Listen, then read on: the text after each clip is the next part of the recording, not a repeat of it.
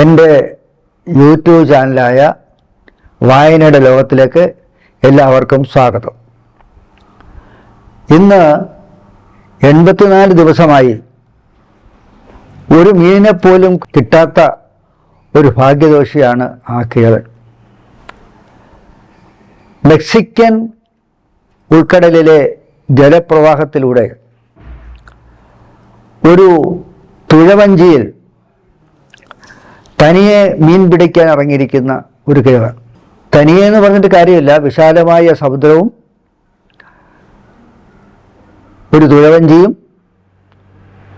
ഒരു ചെറുക്കനും കൂടെ ഉണ്ട്. തുറന്ന കടലും ഒരു കൂറ്റൻ മത്സ്യവും മാർലിൻ മത്സ്യവും പിന്നെ ഒരു കുട്ടിയും. അമേരിക്കൻ നോവലിസ്റ്റായ ഏണസ്റ്റ് ഹെമിംഗ്വേയുടെ കിഴവനും കടലും എന്ന കൃതിയാണ് ഇന്ന് ഞാൻ നിങ്ങളുമായി പങ്കുവയ്ക്കുന്നത്. 1952 നോബൽ സമ്മാനം കിട്ടിയ ഒരു കൃതിയാണ് the old man and the see, അല്ലെങ്കിൽ കിഴവനും കടലും. ഷേക്സ്പിയറിന് ശേഷം വിശ്വപ്രസിദ്ധനായ മഹാൻ എന്നാണ് ജോൺ ഒഹാരോ ഇദ്ദേഹത്തെ വിശേഷിപ്പിച്ചിരിക്കുന്നത്. കാരണം ജോൺ ഒഹാരോ എന്ന് പറയുന്നത് അമേരിക്കയിലെ ഒരു പോയറ്റാണ്, റൈറ്ററാണ്, ഒരു സർഗപ്രതിഭയുള്ള വ്യക്തിയാണ്. ഈ നോവലിലൂടെ അദ്ദേഹം വരച്ചു കാട്ടുന്നത് മറ്റൊന്നുമല്ല, ഹെമിംഗ്വേ ഉപയോഗിച്ച ഓരോ വാക്കും ചലനവും ഒരു ദർശനത്തിൻ്റെ, ആവിഷ്കാരത്തിൻ്റെ, കണ്ടെത്തലിൻ്റെ ഘടകങ്ങളാണ്. മനുഷ്യനെ ചൂഷണം ചെയ്യുന്ന പ്രശ്നങ്ങളുടെ ദാർശനികമായ ആവിഷ്കാരമാണ് ഈ പുസ്തകം എന്ന് MT വാസുദേവൻ നായർ അനുസ്മരിപ്പിക്കുന്നുണ്ട്. പുസ്തകത്തിനാകെ 128 പുറങ്ങൾ DC ബുക്സ് പ്രസാധനം ചെയ്തു. CB ബാലകൃഷ്ണൻ അത് വിവർത്തനം ചെയ്ത ഇതാണ് ആ പുസ്തകം, the old man and the sea. The old man and the sea. നേടാൻ കഴിയുന്നതിനപ്പുറമുള്ള എന്തോ ഒന്ന് നേടിയെടുക്കുന്നതിനുള്ള ഒരു വ്യഗ്രത ആ കിഴവനിലൂടെ നമുക്ക് കാണാം. കിഴവൻ തനിച്ചാണ്. ഒരു തുഴവള്ളത്തിൽ കിഴവൻ തനിച്ച് മീൻ പിടിക്കാൻ പോവുകയാണ്. 40 ദിവസമായിട്ടും മീനൊന്നും കിട്ടിയില്ല. കിഴവൻ്റെ കൂടെ ഉണ്ടായിരുന്ന കുട്ടി പിന്മാറി. കുട്ടിയുടെ വീട്ടുകാർ അവനെ തടഞ്ഞു, ഇനിയും പോകണ്ട, 40 ദിവസമായിട്ട് നിനക്കൊന്നും കിട്ടിയില്ലല്ലോ. കുട്ടിയുടെ വീട്ടുകാരുടെ നിർബന്ധത്തിന് വഴങ്ങി കുട്ടി വേറെ വഞ്ചിയിൽ പോയി തുടങ്ങി. പക്ഷേ ഈ കുട്ടിയെ കടലിലിറക്കാൻ, മീൻ പിടിക്കാൻ പഠിപ്പിച്ചത് ഈ കിഴവനാണ്. കുട്ടിക്ക് കിഴവനെ വലിയ ഇഷ്ടവുമാണ്. കാരണം മറ്റൊന്നുമല്ല, ആ കുട്ടിയെ ഇത് പഠിപ്പിച്ചത് കിഴവനായതുകൊണ്ട് തന്നെ. 84 ദിവസം വരെ ഒരു മത്സ്യവും കിട്ടിയില്ല, ഒരു മത്സ്യത്തിനും കിട്ടിയില്ല.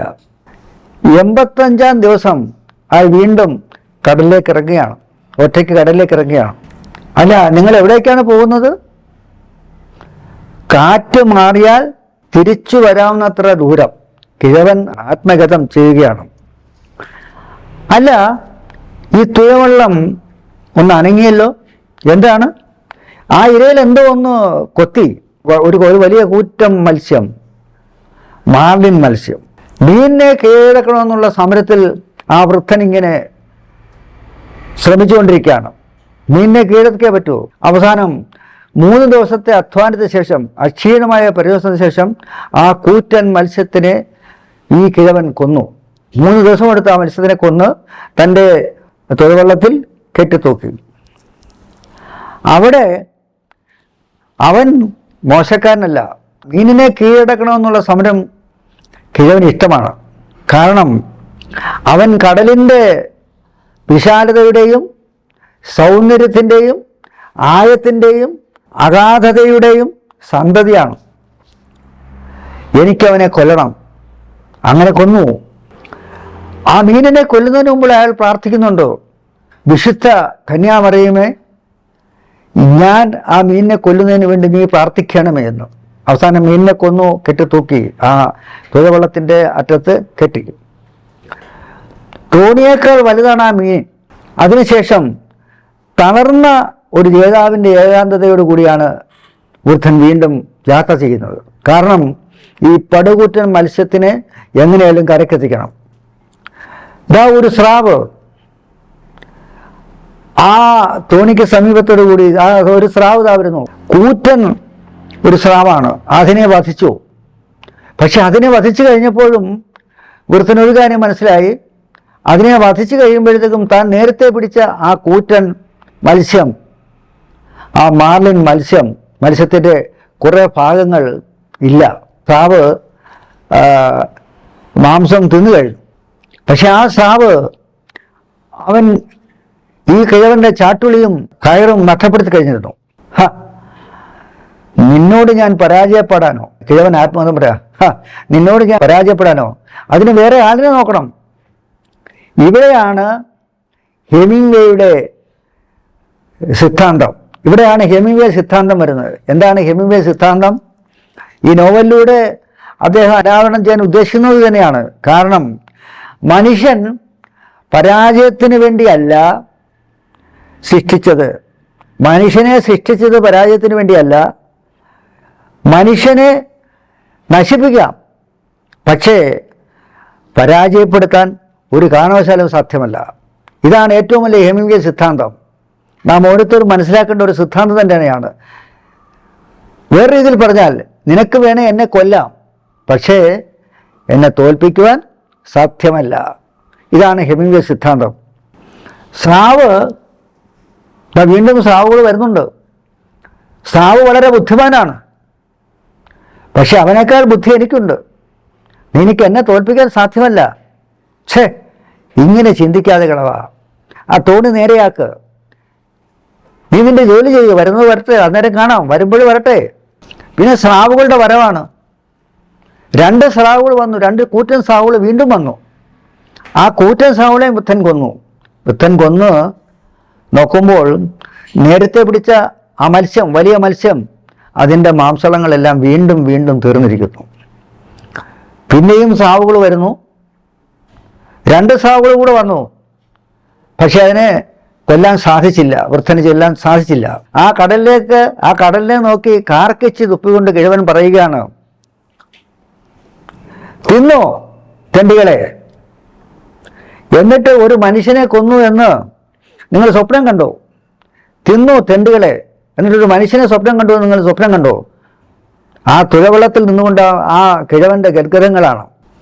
അവസാനം സ്രാവുകൾ അവശേഷിപ്പിച്ച ഈ കൂറ്റൻ മത്സ്യത്തിൻ്റെ അസ്ഥികൂടവുമായിട്ട് കരയിലേക്ക് വരികയാണ്. 18 നീളമുള്ള ആ മത്സ്യം കിഴവൻ ഒരു തരത്തിൽ കരയ്ക്കടുപ്പിച്ചു. ആളുകൾ വന്ന് നോക്കുമ്പോൾ 18 നീളമുള്ള ഒരു മത്സ്യം, അതിൻ്റെ അസ്ഥികൂടം മാത്രം. എന്നിട്ട് ആ കിഴവൻ ഉറങ്ങാൻ കിടന്നു. നാം നേരത്തെ കണ്ട ചെറുപ്പക്കാരൻ, ആ കുട്ടി വന്ന് കാപ്പി കൊടുത്തു, കിഴവനെ വിളിച്ചു. കിഴവൻ എഴുന്നേറ്റ് കാപ്പി കുടിച്ചു. കിഴവൻ പറഞ്ഞു, മാർലിൻ മത്സ്യം എന്നെ തോൽപ്പിച്ചു, അവൻ എന്നെ തോൽപ്പിച്ചു. അടുത്ത ദിവസത്തെ കടൽ യാത്രയ്ക്കുള്ള സാധന സാമഗ്രികൾ, ചൂണ്ടയും എരയും എല്ലാം എടുത്തു വയ്ക്കാൻ ആ വൃദ്ധൻ, ആ കിഴവൻ കുട്ടിയോട് പറയുന്നു. കുട്ടിയോട് പറഞ്ഞിട്ട് അടുത്ത കടൽ യാത്രയ്ക്കുള്ള, മീനിനെ പിടിക്കാനുള്ള കടൽ യാത്രയ്ക്കുള്ള കാര്യങ്ങളെല്ലാം കുട്ടിയെ പറഞ്ഞ് ഏൽപ്പിച്ചിട്ട് വീണ്ടും വൃദ്ധൻ ഉറങ്ങാൻ കിടന്നു. അങ്ങനെ ഉറങ്ങാൻ കിടന്നപ്പോൾ തൻ്റെ ചെറുപ്പകാലത്ത് താൻ ആഫ്രിക്കയിൽ കണ്ട സിംഹങ്ങളെ സ്വപ്നം കണ്ടുകൊണ്ട് കിടക്കുകയായിരുന്നു. ഈ എർണസ്റ്റ് ഹെമിംഗ്വേയുടെ കിഴവനും കടലും എന്നുള്ള ആ ഒരു നോവലിലൂടെ വരച്ചു കാട്ടുന്നോ മറ്റൊന്നുമല്ല. There are enough substances in the world for man needs, but there is no enough substance for the man greeds എന്നാണല്ലോ ഗാന്ധിജി പറഞ്ഞിരിക്കുന്നത്. മനുഷ്യൻ്റെ ആഗ്രഹങ്ങൾ കൊള്ളാം, അത്യാഗ്രഹങ്ങൾ വന്നു കഴിഞ്ഞാൽ ഒന്നും നേടാൻ പറ്റില്ല. കിഴവനും കടലിലൂടെ വളരെയധികം പ്രത്യേകിച്ച് ഈ 2 മെസ്സേജസ്, ഈ 2 സന്ദേശങ്ങളാണ് അദ്ദേഹം പറയുന്നത്. ഒരു സന്ദേശം ഞാൻ നേരത്തെ പറഞ്ഞ കാര്യങ്ങളാണ്. സന്ദേശം എന്ന് പറയുമ്പോൾ ഒരു കാരണവശാലും നാം പരാജയപ്പെടാനായിട്ട് ജനിച്ചതല്ല. നാം നമ്മളെ പരാജയപ്പെടുത്താൻ സാധ്യമല്ല. നിങ്ങൾക്ക് വേണേ ഒരാളെ കൊല്ലാം, പക്ഷെ അവനെ ഒരു കാരണവശാലും തോൽപ്പിക്കാൻ സാധ്യമല്ല. ഒരു കാരണവശാലും തോൽപ്പിക്കാൻ സാധ്യമല്ല. എൻ്റെ പ്രിയപ്പെട്ട വായനക്കാരോട് പറയാനുള്ളത്, ഇത് വളരെ മനോഹരമായ വൃത്തര old man and the sea എന്ന് പറയുന്ന ഈ പുസ്തകം, വെറും 128 പേജുകൾ മാത്രമുള്ള ഈ പുസ്തകം വളരെയധികം മനോഹരമാണ്. മനോഹരം എന്ന് പറഞ്ഞാൽ ഇതിലെ മുഖ്യ കഥാപാത്രങ്ങൾ ഞാൻ നേരത്തെ പറഞ്ഞു കഴിഞ്ഞു. ഇതിനകത്ത് കൂടി